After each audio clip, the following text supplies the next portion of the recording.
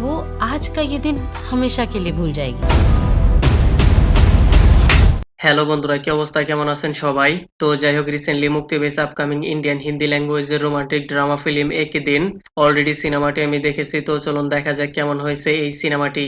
তো ভাই সাহেব, প্রথমেই বলে দেই এই সিনেমাটি থাই মুভি ওয়ান ডে কা remake version. Wait bro, remake বলার কারণে আপনার মাইন্ড চেঞ্জ হয়ে গেল নাকি?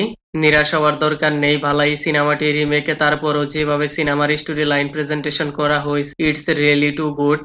পাতা নেই কেউ, এই সিনেমাটি কেমন জানি আমার কাছে পারফেক্টই মনে হচ্ছে, যেখানে love, romantic, happiness, emotion, broken twist, magic, medical science, reconnection, এই সব কিছু একদম স্মুথ স্ক্রিন প্লে করা হয়েছে।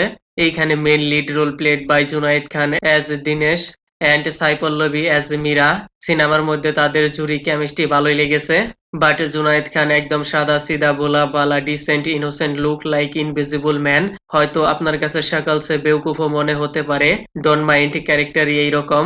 কিন্তু এই ইনোসেন্ট বয় তার অফিসের কলিগের সাথে পেয়ার হয়ে যায়, I mean one side love. দেন তারা সবাই অফিসের ট্রিপে জাপানে যায়।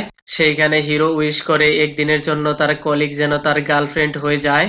আর লাকিলি ওই দিনও চলে আসে, সে তার গার্লফ্রেন্ড হয়ে যায়। তারপর তাদের মাঝে কি কি হয়, কি এমন সিচুয়েশন তৈরি হয়, আবার কেন তারা আলাদা হয়ে যায়, তারা কি আবার একসাথে হতে পারবে, এই সব কিছু জানতে আপনাকে পুরো সিনেমাটি দেখতে হবে।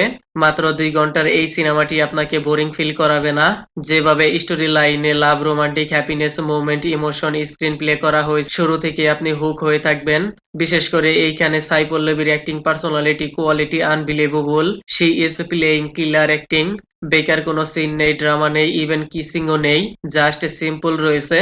এখনকার সময়ে এইরকম লাভ, রোমান্টিক স্টোরি খুব কমই দেখা যায়, যেখানে আদার্স মুভিতে hot, Glamour, beauty, cutie, kissing, even intimate এইসব কিছু দেখিয়ে স্টোরি লাইন এঙ্গেজিং করতে চায়।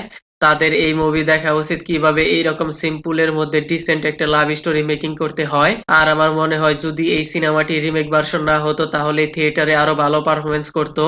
সিনেমার মধ্যে বেশ কিছু সিন রয়েছে ব্যাকগ্রাউন্ড মিউজিকের সাথে ইন্টেন্স ফিল হয়েছে, ইভেন ক্লাইম্যাক্সও পারফেক্টলি লেগেছে।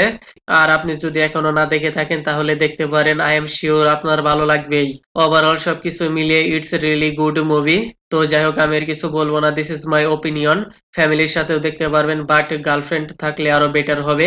And kindly subscribe my channel. Okay then, ভিডিওটি কেমন লেগেছে আপনার, ধন্যবাদ, দেখা হবে পরের ভিডিওতে।